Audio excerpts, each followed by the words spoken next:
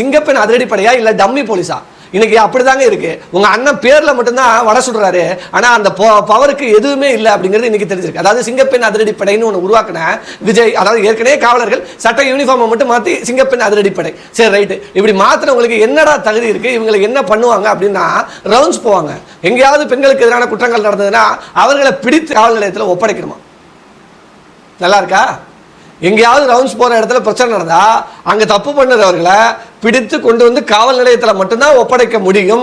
ஆனால் இவர்களால் எஃப்ஐஆர் பதிவோ எதுவும் போட முடியாது.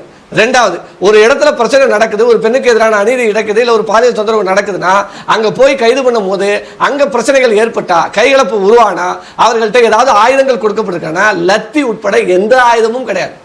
முதல்ல பெண் காவலர்கள், ரைட்டா, அவர்கள்ட்ட லத்தி கூட கிடையாது. அவர்கள் எப்படி அந்த குற்றவாளியை பிடித்து ஸ்டேஷன் வரைக்கும் இழுத்துட்டு வருவாங்க? ஒரு கஞ்சா போதையில் ஒருத்தர் சண்டை போடுறான், ஒரு பெண்ணை அடிக்கிறான்னு வச்சுக்க ரோட்டில், அந்த கஞ்சா போதையில் இருக்கிறவன் கையில கத்தியை வச்சு ஒரு பெண்ணை கிழிக்கிறாங்க போது இந்த பெண்ணாக இருக்கக்கூடிய சிங்கப்பெண் அதிரடிப்படையை சார்ந்தவர்கள் எப்படி அவனை தடுத்து நிறுத்துவார்கள்? ஸ்பெஷல் ட்ரைனிங்கும் கிடையாது, யூனிஃபார்ம் சேஞ்ச் மட்டும்தான், எந்த ஆயுதமும் கிடையாது. அப்புறம் எதுக்கே இது நல்லா இருக்கு, ஈயா பூசினா மாதிரி இருக்கணும், பூசாத மாதிரி இருக்கணும். அப்போ அப்படிங்கிறது தானே இது சிங்கப்பெண் அதிரடிப்படைனா? என்ன மினிமம் ஒரு லத்தி கூட இல்லையா அவங்களுக்கு? அப்படிப்பட்ட ஒரு இன்னைக்கு ஒரு காவல் படையை உருவாக்கி, இதில் வேற உலகத்திலேயே இந்திய அரசியல் வரலாற்றிலேயே முதல்வரையாக பேண்டு, காவலர்கள் பேண்டில் ஆள போறான் தமிழனை அடிச்சு முதல்வரை குஷி ஏற்றுறாங்க காவலர்கள். நல்லா இருக்கு, சிறப்பான ஆட்சி, ஒரு மாதத்தில் சூப்பரான ஆட்சியை கொடுத்திருக்கிற அண்ணன் விஜயை பற்றி என்ன நினைக்கிறீங்கன்னு உங்க கமெண்ட்டை சொல்லுங்க.